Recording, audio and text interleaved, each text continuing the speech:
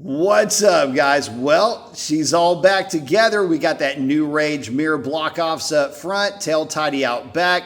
We got the super light sprocket on, solo bracket. Oh, she is looking so good. And by the way, I was able to sneak her out for a little bit. She is running so strong. Such a reminder of why I have fallen in love with these GSXR 750s every time I get a chance to ride them. I've got more experience on this platform than any other motorcycle. God, how does the song go? You don't know what you got till it's gone. Well, I tell you what, it definitely applies with this bike. Let's dive into it. There she is, boys, making the shop look pretty. Oh my goodness. Yeah, got a chance to take this bike out for a quick run, making sure that everything is working as it should, and it is. Listen, it's kind of weird.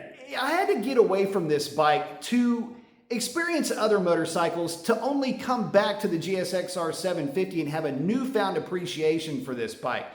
Famously, I have fallen in love with the 636 from Kawasaki, but there is an Achilles heel with that motorcycle in the quick shifter that I've been kind of fighting through.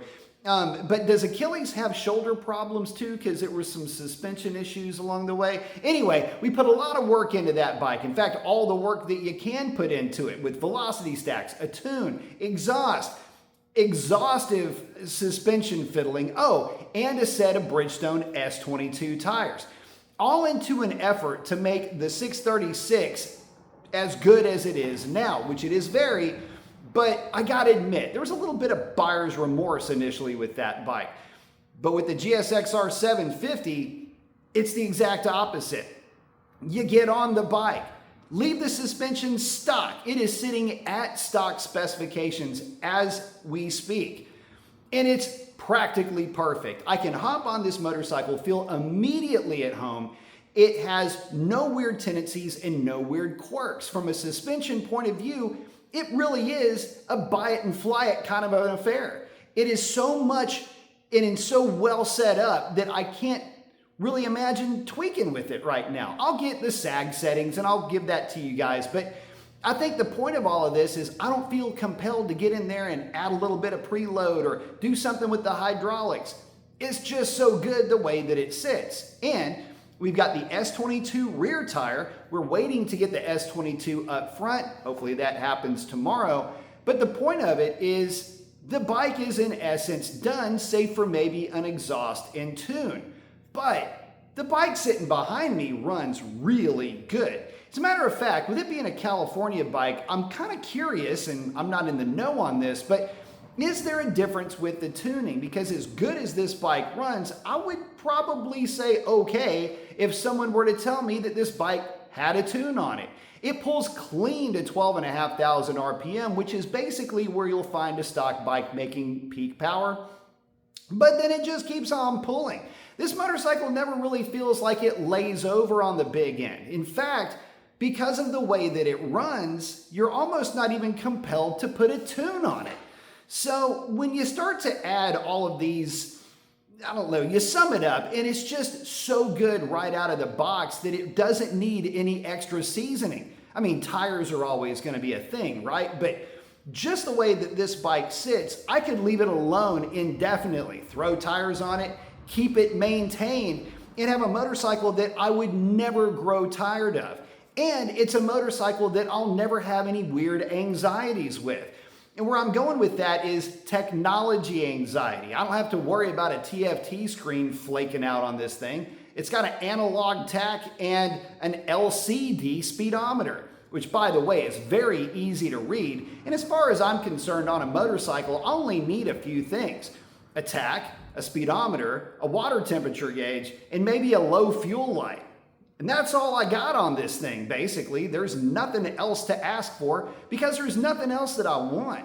This thing is so good at just being a motorcycle that you're almost wondering if there's a reason to do anything with it. If Suzuki just kind of said, you know, anything that we do extra to this bike is just going to detract from the purity of it just being a cool throwback style motorcycle. And again, the GSXR 750 not being changed since 2011, I'm running out of fingers and toes to count how many years old this This platform is. So when you start to look at it from these different points of view, you look at it from, well, it doesn't have a quick shifter. That might be a positive with this bike. What about it doesn't have a TFT screen? Don't really need it. It doesn't have connectivity, thank goodness, because when I'm on a motorcycle, I'm really not worried about taking phone calls, and I'm certainly not trying to get turn-by-turn navigation. I'm on a bike that looks like this. I want to do bike that looks like this kind of stuff. And answering phone calls and being distracted is not going to be part of that plan. So I suppose in some future iteration, if Suzuki decides to give it a little bit more technology, okay, great. But I'm afraid that if they did, they would take away what makes this bike so good and what it has evolved into. It never needed to evolve past. And you'll hear guys talk about this bike as it pertains to like a steak. You don't have to evolve a T-bone, right? It is what it is, and you expect it to be that. Adding too much to it can start to detract from it. It can distract from what is something that is already good. And that's what you got with the GSXR middleweight, 750 in particular. Slick shifting transmission, awesome throttle response, torque and power everywhere, pulls straight to its red line, unlike a certain 636 that I could mention. There's so much going for it stock that can tuning make it better? Can an exhaust make it better? Yeah, probably, and we're gonna do that. But just so you know, straight away, the magic is definitely still there. The love is grown even more. And I've actually, because I took a break from this bike for a while, have grown to appreciate it even more. So I'm looking forward to bringing you guys some ride-along videos with this. Want to leave you with this parting shot, give you guys the update. And if you made it this far into the video, by all means, smash that subscribe button. Ring the bell, helps out the channel more than you know. But with that, I'm going to wrap it up. Y'all take it easy.